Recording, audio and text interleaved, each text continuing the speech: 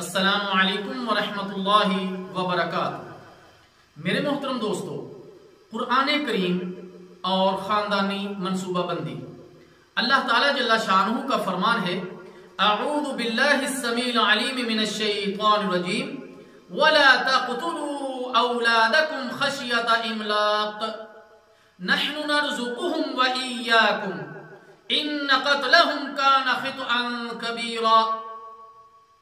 اور مفلسی کے خوف سے اپنی اولادوں کو قتل نہ کرو، ان کو اور تم کو ہم ہی رزق دیتے ہیں، یقیناً ان کا قتل گناہ کبیرہ ہے۔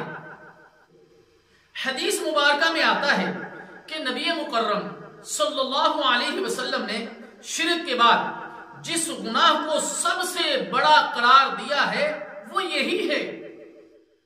پیارے نبی صلی اللہ علیہ وسلم نے فرمایا، ان تقتل ولدک خشیۃ ان یطعم معک، صحیح بخاری، کہ تو اپنی اولاد کو اس ڈر سے قتل کر دے کہ وہ تیرے ساتھ کھائے گی۔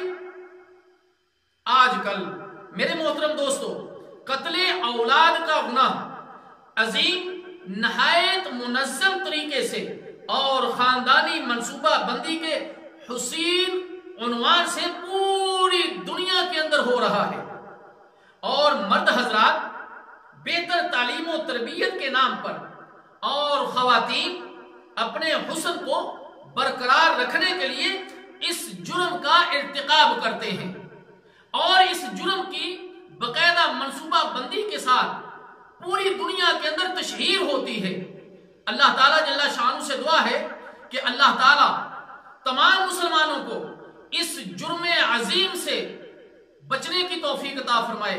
والسلام علیکم ورحمۃ اللہ وبرکاتہ۔